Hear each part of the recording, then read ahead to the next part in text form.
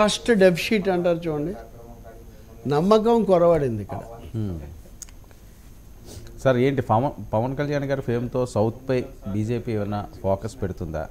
తమిళనాడులో పవన్ కళ్యాణ్ గారు మనం చేసిన దానికి ఉపకంపనలు పెద్ద ఎత్తున వైరల్ అవుతున్న అంశాలు, స్టాలిన్ వర్సెస్ సేనాని, ఇది టైటిల్.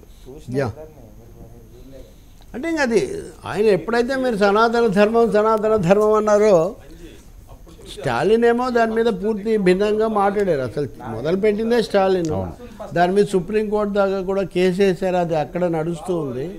కానీ ఎవరైనా నేను ఒకటే అన్నాను, సనాతన మనుధర్మమా సామాజిక సమధర్మమా? ఇక రెండే ప్రశ్నలు, సమధర్మమా మనుధర్మమా సనాతన ధర్మమా? రాజ్యాంగ ధర్మం అండి ఇక్కడ. రాజ్యాంగ ధర్మం తప్ప వేరే ధర్మాలు ఉండే అవకాశం ఏమీ లేదు.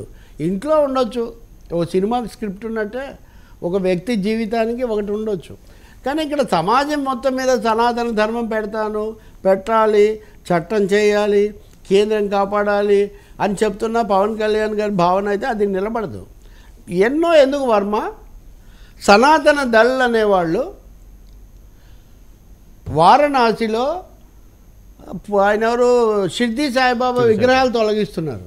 సనాతన దళకు సాయిబాబా విగ్రహాలు తొలగింపుకి ఏమైనా సంబంధం అండి? అసలు నాకు అర్థం కాదు. మరి వాళ్ళ పేరు కూడా సనాతనే కాబట్టి ఉప ముఖ్యమంత్రి గారు ఏదైనా వివరణ ఇస్తే చాలా బాగుంటుంది. ఎందుకని అసలు వాళ్ళు మన దేవుడు కాదు, మీరెవరండి చెప్పడానికి? ఈ దేశంలో షిర్డీ వెళ్ళే వాళ్ళందరూ హిందువులు కదండి చాలామంది. అవును, ఎందుకండి మాటికి మనుషుల మధ్య పెట్టింది చాలా, దేవుళ్ళ మధ్య కూడా గొడవలు ఎందుకండి? షిర్డీ సాయిబాబాని నమ్మి పూజించే వాళ్ళు చాలామంది ఉన్నారు. షిర్డీ సాయినాథ్ అని పాటలు ఇవన్నీ. ఒక ఆయన నిన్న ఎక్కడో టీవీ చర్చలో చెప్తున్నాడు, ఏది భగవద్గీత లాగా ఆయన మీద రాశారు, శ్లోకం లాగా రాశారు. రాస్తామండి, నాకు వర్మ ఇష్టమైతే నేను వర్మ మీద రాస్తాను. కదిలింది కరుణరథం సాగింది క్షమాయుగం అని వాళ్ళు కరుణమయంలో రాసుకున్నారు. ప్రజలు చూడలేదా? అది ఇట్లా ఉంటుంది, శ్లోకంలాగా ఉంటుంది అది రాసిన తీరు.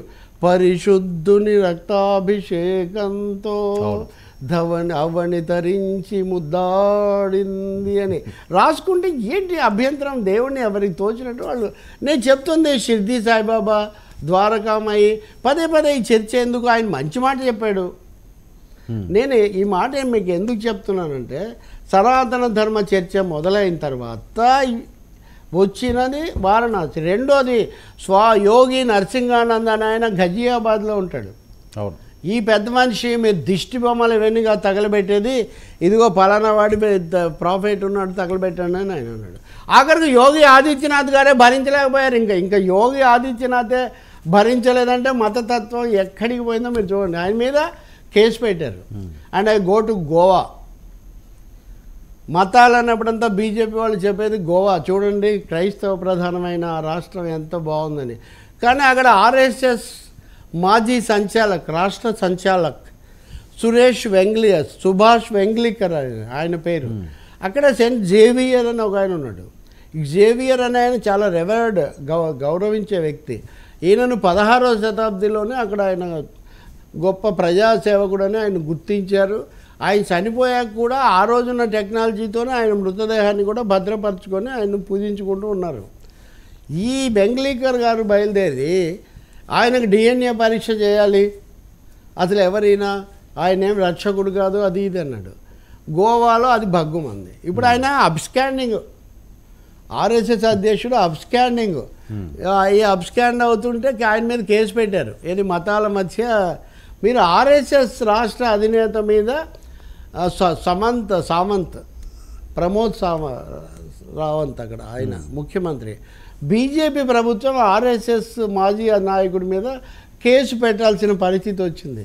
నేను ఇవన్నీ ఎందుకు చెప్తున్నానంటే, సనాతన ధర్మము మతాల గురించి మనం ఎక్కువగా మాట్లాడుతున్నప్పుడు అవి ఎక్కడెక్కడికి దారి తీస్తున్నాయి అంటే, మొదటే ఇలా ఉంది, ఇంక తర్వాత ఇంకెలా ఉంటుందో మనం చెప్పగలిగిన పని లేదు. కాబట్టి మనం రాజ్యాంగం ప్రకారం వెళ్దాం. ఎవరి మతాలు వాళ్ళవి, ఎవరి లౌకిక తత్వం అనేది మనదో పద్ధతి. దీన్ని ఉదయనిధి స్టాలినో లేదా Prakash Raj versus Pawan Kalyan daily topic ఇది. అవును, డైలీ టాపిక్. ప్రకాష్ రాజ్ ఎందుకు కావాలని తగాదాలు పెట్టుకుంటున్నాడు? తగాదా ఏముందండి? మీరు ఒకటి చెప్పినప్పుడు అది నచ్చని వాళ్ళు అది సరికాదంటారు. దానికి అభ్యంతరం ఉంది ప్రకాష్ రాజుకు హక్కు లేనట్టు. మీరు ఎలా మాట్లాడతారు? ప్రకాష్ రాజు మా సినిమాకు ₹1 కోటి నష్టం చేశాడని వినోద్ కుమార్ అని ఆయన కేసు వేసాడు అని ట్వీట్లు పెట్టాడు ఒక ప్రొడ్యూసర్. కేసు వేయండి ఆయన మీద, నష్టపరిహారం నోటీస్ ఇవ్వండి. దానికి సనాతన ధర్మం డిబేట్కి ఏంటి సంబంధం?